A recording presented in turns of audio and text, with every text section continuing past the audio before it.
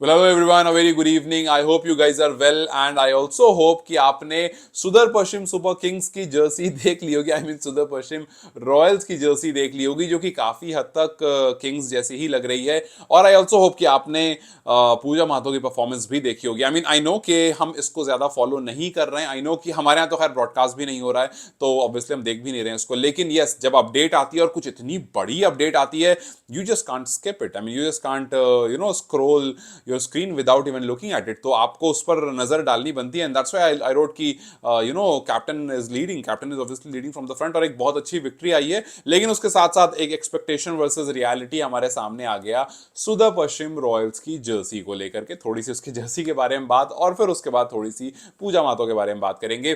तो सबसे पहले अगर आप मुझसे पूछोगे कि how did you like the jersey, then I will say कि यार, अगर आप मुझसे फैन के हिसाब से पूछ रहे हो देन आई विल से कि Jersey is pretty good. But अगर आप मुझसे एनालिस्ट के हिसाब से पूछ रहे हो देन आई विल से कि सॉरी यार, मैं 5 नंबर से ज्यादा नहीं दे पाऊंगा बिकॉज इसमें क्रिएटिविटी नहीं दिख रही है। देखो, प्रॉब्लम येलो कलर से नहीं है। इनफैक्ट मुझे तो अच्छा लगता है येलो कलर, सो मेरे लिए तो ये अच्छा है बिकॉज आईपीएल में मैं थोड़ा सा सॉफ्ट कॉर्नर रखता हूं येलो कलर के लिए। सो उस हिसाब से अच्छा लग रहा है। इनफैक्ट दीपेंद्र आयरी पहनकर भी अच्छे लग रहे हैं। सो ऐसा नहीं है कि येलो से कोई प्रॉब्लम है। बस बात इतनी सी है कि जिनके हाथ में ये जिम्मेदारी दी गई होगी, जो डिजाइनर होंगे, जिनके हाथ में जिम्मेदारी दी गई होगी कि भाई एक अच्छी सी जर्सी डिफाइन करो, डिजाइन करो, और उन्होंने अच्छी सी जर्सी डिजाइन करके दे दी। ऐसा होता नहीं वो लास्ट मोमेंट पर जब आपको होमवर्क मिलता है स्कूल में या कॉलेजेस में, असाइनमेंट्स मिलते हैं और डेडलाइन आ जाती है, कल सबमिट करना असाइनमेंट, तो भाई लास्ट मोमेंट में क्या होता है, copy paste, control C control V, control C control V, पूरा असाइनमेंट छप करके आ जाता है।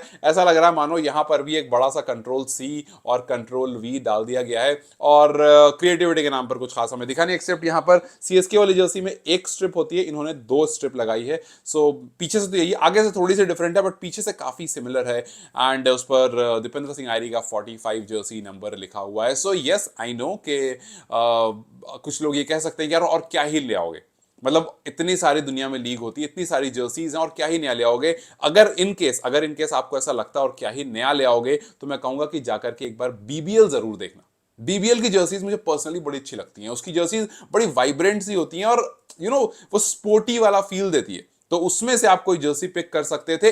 मैं ये नहीं कह रहा हूं कंट्रोल सी कंट्रोल भी, बट मैं कह रहा हूं उससे कुछ आइडियाज पिक कर सकते थे और शायद वहां से, अगर आपको पिक ही करना था तो वहां से करते तो ज्यादा अच्छा और लगता। बट ठीक है, कोई बात नहीं। जर्सी हर साल चेंज होती है, हर साल कुछ एडिशन सब्ट्रैक्शन होता है और ये फर्स्ट सीजन है, तो मे बी जब 4-5 जो ऑप्शंस रखे होंगे डिजाइनर ने सामने, उसमें से सुदर पश्चिम ने इसको फाइनलाइज करा होगा और इस वजह से ये आपके सामने आई है। हालांकि जिस तरह से आई वो मुझे काफी अच्छा लगा, जो ड्रोन के साथ जर्सी जिस तरह से रिवील की गई वो मुझे काफी अच्छा लगा, वो आइडिया भी अच्छा था। लेकिन जर्सी में अगर आप वही सेम बात मैं कहूंगा कि आउट ऑफ 10 बोलोगे तो मैं ज्यादा मार्क्स नहीं दे पाऊंगा, 5, 5.5, 6। और अगर आप फैन के हिसाब से बोलोगे तो फिर मैं 9.5 जा सकता हूं बिकॉज मुझे येलो कलर अच्छा लगता है। सो यस, और येलो भी उस वजह से बिकॉज सीएसके, और मैं काफी टाइम से, जब छोटा था उस टाइम से सीएसके को ही सपोर्ट कर रहा था, बट जब बड़ा हो गया, जब मैच एनालाइज करने लगा, देखने लगा, तो फिर थोड़ा सा फिर वो टेक्निकल एस्पेक्ट पर चला गया। बट फैंस के हिसाब से यस, मुझे ये जर्सी कलर अच्छा लग रहा है। लेकिन अगर आप पूछोगे कि जी 3 जर्सीज अब तक आई हैं, उन तीनों में से कौन सी जर्सी आपको सबसे अच्छी लगी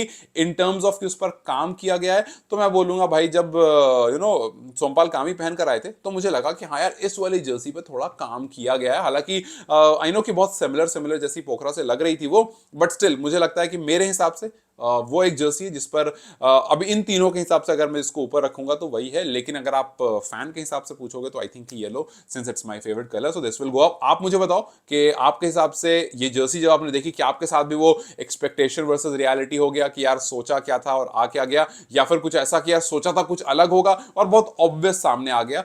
आपने जब पहली बार जर्सी देखी तो आपका क्या रिएक्शन था? क्या आपका भी वो सुदर पश्चिम सुपर किंग्स वाला रिएक्शन था या फिर कुछ और रिएक्शन था? तो खैर देखते हैं आगे और जो बच रही हैं 5 टीम्स, उनकी जर्सी कितनी सिमिलर, कितनी अलग, या फिर आउट ऑफ, जब 8 की 8 जर्सी आ जाएंगी तो फिर मैं उसमें एक कंपैरिजन वीडियो जरूर बनाऊंगा कि 8 में सबसे बेस्ट कौन सी है। Because I am pretty sure कि एक आध तो ऐसा डिजाइनर होगा यार जो कुछ कुछ आउट ऑफ द बॉक्स सोचेगा, जो कुछ अच्छा और कुछ बेहतरीन सोचेगा, जिसको हमें देखकर लगेगा कि यार चलो कुछ डिफरेंट है और कुछ अच्छा है। जैसे राजस्थान रॉयल्स ने किया था, उन्होंने कुछ डिफरेंट जर्सी वो लेकर आए थे, वहां पर मुझे लगा था यार कि कुछ डिफरेंट लेकर आए हो आप। सो लेट्स सी अगर कुछ डिफरेंट हमारे सामने आता है तो। ओके, खैर एक कुछ इंपॉर्टेंट बात, कुछ क्रिकेट की बात, क्योंकि ये थोड़ा सा सीरियस और थोड़ा सा अप्रिसिएशन वाला है, बिकॉज जिस तरह से पूजा महातो ने ये पूरा ओवरऑल ऑलराउंड परफॉर्मेंस दी है बॉलिंग और बैटिंग दोनों से, जो लोग एशिया क्वालिफायर फॉलो नहीं भी कर रहे हैं वो भी एक बार को रुक गए होंगे देख करके कि यार आपने 130 रन भी मार दिए, 17 बाउंड्रीज भी जड़ दी आपने, और फिर उसके बाद आपने 5 विकेट हॉल भी ले लिया, और जहां पर शायद फैंस उतना एक्सपेक्ट कर नहीं रहे थे कि यार आप टेबल में टॉपर बनोगे, उसके ऑलमोस्ट ऑलमोस्ट क्लोज आ गए। हालांकि थाईलैंड और यूएई वाले मैच में यूएई कितना क्लोज जाता है तो मैच खत्म होते होते पता चल ही जाएगा, लेकिन एक ही एक्सपेक्टेशन जरूर थी कि भाई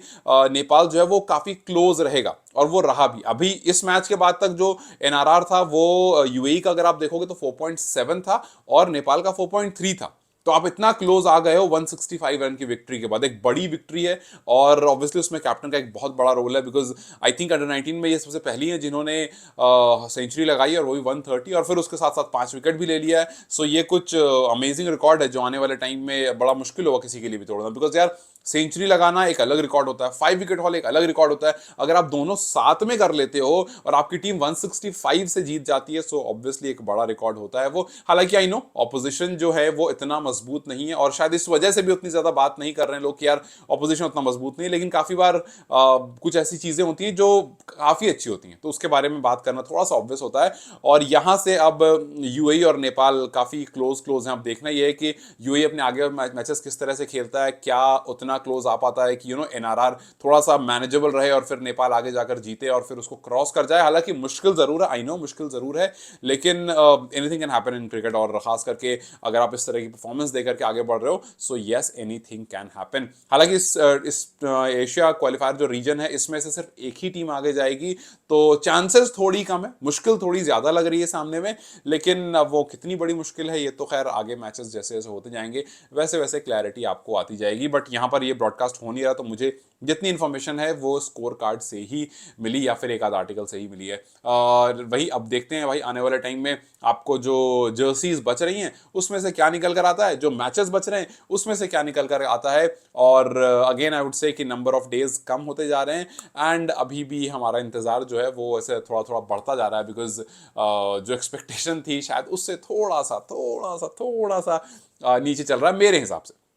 हो सकता है आप लोगों के हिसाब से सही है, हो सकता है आप में से कुछ लोग एक्सपेक्ट करके बैठे हो या फिर ये चल मानकर बैठे हो कि यार एक आध जर्सी तो ऐसी आया, हो सकता है कोई आप में से सीएसके को सपोर्ट करता हो और जब उसने जर्सी देखी हो तो उसको अच्छा लगा हो कि यार चलो अच्छा है, वहां भी येलो और यहाँ भी येलो, दोनों जगह हम सीएसके और सुदर पश्चिम को ही सपोर्ट करेंगे। सो ऑब्वियसली कुछ लोगों को अच्छी लगी हो, कुछ लोगों को नहीं लगी हो। I am not speaking for everyone, but yes I am speaking for my self. और मेरे हिसाब से यही था कि क्रिएटिविटी क्योंकि बहुत ज्यादा नहीं थी, तो मुझे लगा कि यार थोड़ा सा और बेहतर हो सकता था। खैर आपको क्या लगता है कि आपके हिसाब से जर्सी गुड इनफ है? क्या आपके हिसाब से आउट ऑफ 10 में 8.5 तक जा सकती है, या फिर आपको भी लगता है कि नहीं यार 5 से ऊपर देना नहीं है, बिकॉज कुछ भी इन्होंने खास नहीं किया और वही जर्सी उठा करके थोड़े बहुत 19-20 चेंजेस कर दिए हैं। आने वाली जो टीम्स हैं देखते हैं उनकी जर्सीज कैसी आती हैं और वो कितना ज्यादा निराश करते हैं या खुश करते हैं, वो तो ऑब्वियसली वक्त ही बताएगा।